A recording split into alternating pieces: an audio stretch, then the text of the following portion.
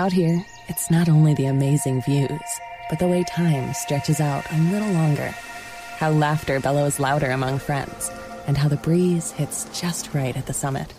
With All Trails, you can discover and experience the best of nature, with over 450,000 trails worldwide and navigation right at your fingertips.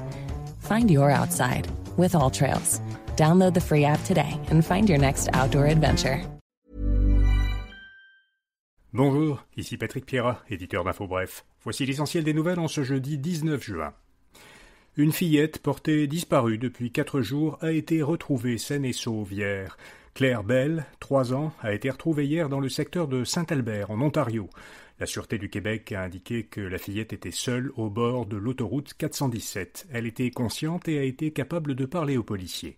Plus de 150 policiers la cherchaient encore hier après-midi en Montérégie, où sa mère avait signalé dimanche sa disparition. La mère de la fillette a été arrêtée. Elle est accusée d'abandon illégal d'enfants. Le projet de loi du Bloc québécois sur la gestion de l'offre a été adopté.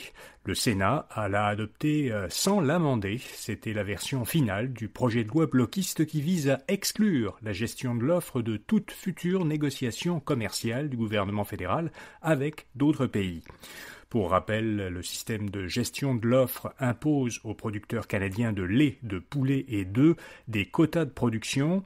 Il fixe les prix de vente de leurs produits et il limite les importations afin de faire correspondre l'offre et la demande. L'agence américaine Moody's n'abaisse pas la cote de crédit du Québec, contrairement à l'agence de notation américaine Standard & Poor's, qui avait abaissé en avril la cote de crédit du Québec. L'agence Moody's a décidé de la maintenir à un niveau AA2, soit la 3e meilleure cote. Moody's explique cette décision par la flexibilité de la politique fiscale du Québec, son économie diversifiée, son historique de planification à long terme qui est efficace. Les chambres de commerce du Québec et leur fédération demandent au gouvernement Legault de suspendre immédiatement les restrictions imposées l'automne dernier au programme des travailleurs étrangers temporaires. Selon un sondage de la Fédération des chambres de commerce du Québec, 64% de ses membres disent que s'ils n'ont plus tous les travailleurs étrangers temporaires qu'ils emploient actuellement, ils devront refuser des contrats et réduire leur production. Parmi les restrictions contestées et qui sont imposées donc depuis l'automne dernier, les employeurs ne peuvent pas embaucher plus de travailleurs étrangers temporaires à bas salaire qu'un nombre équivalent à 10% de leur effectif. Il y a une entente de principe dans le secteur de la construction résidentielle. L'Alliance syndicale de la construction et l'Association des professionnels de la construction et de l'habitation du Québec ont conclu une entente qui met temporairement fin à la grève entamée le 28 mai dernier. Cette entente doit encore être soumise au vote des membres des deux organisations. Ashton va ouvrir un premier restaurant près de Montréal. Ce restaurant franchisé de la chaîne de restauration rapide de Québec sera à Mirabel, dans les Laurentides, au nord de Montréal. Ashton compte actuellement 23 restaurants, la plupart sont situés dans la région de Québec, les autres dans Chaudière-Appalaches.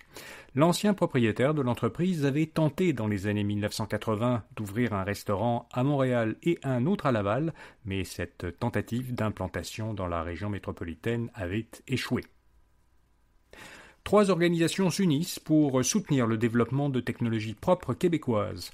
L'incubateur 2 degrés de Québec et l'accélérateur Cycle Momentum de Montréal, qui sont tous deux spécialisés en technologies propres, ainsi que la Vallée de la transition énergétique, une zone d'innovation de Mauricie, mettent en commun leurs ressources pour lancer ce qu'ils appellent un continuum en transition énergétique. Ce partenariat vise, sur une période de 3 ans, à offrir de l'accompagnement à une centaine de start-up technologiques innovantes sur les plans environnemental et économique pour les faire évoluer de la phase de recherche jusqu'à la commercialisation. Meta aurait offert en prime jusqu'à 100 millions de dollars américains par personne pour recruter chez OpenAI. C'est ce qu'a dit en tout cas le patron d'OpenAI, Sam Altman, dans un épisode d'un balado animé par son frère. En plus de ces primes à l'embauche d'un montant faramineux, les employés sollicités se seraient vus proposer par Meta des salaires annuels encore plus élevés. Pour contexte, Meta a récemment investi des sommes considérables en intelligence artificielle. Plusieurs experts estiment que l'entreprise est en retard dans ce secteur par rapport à des concurrents comme OpenAI. Les Canadiens sont plus pressés qu'il y a 30 ans. Selon un rapport de Statistique Canada, en 2022, 24% des Canadiens disaient éprouver une contrainte de temps élevée, contre 15% en 1992. Les femmes se sentaient plus pressées que les hommes en 2022 comme en 1992. Le temps que les Canadiens passent avec leurs amis a diminué de façon constante depuis plus de 30 ans. Ainsi, 48% des Canadiens voyaient des amis lors d'un jour moyen en 1986. Il n'était plus que 19% en 2022. Et puis le nombre d'heures passées entre amis a lui aussi diminué. Il est passé de 5 heures par jour en 1986 en moyenne à 3,8 heures en 2022. Et puis Michel Jean et Roch Voisine ont été nommés chevaliers de l'Ordre national du Québec.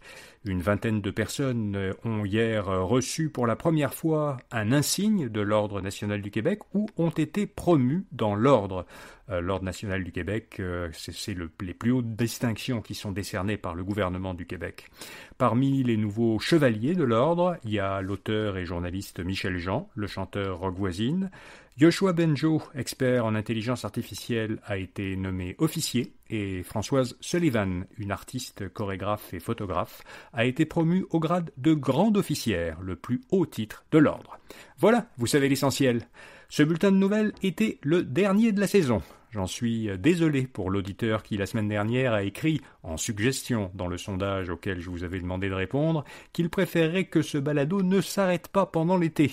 Alors je suis flatté qu'il semble considérer ce balado comme un service essentiel, mais désolé, je vais encore cette année prendre des vacances. Ce bulletin de nouvelles audio reviendra juste après les vacances de la construction. Dans l'intervalle, vous pouvez trouver nos nouvelles tous les matins en semaine, sauf jour férié, en page d'accueil de notre site infobref.com et bien sûr dans notre infolettre gratuite Infobref Matin. Bon début d'été et rendez-vous le 4 août.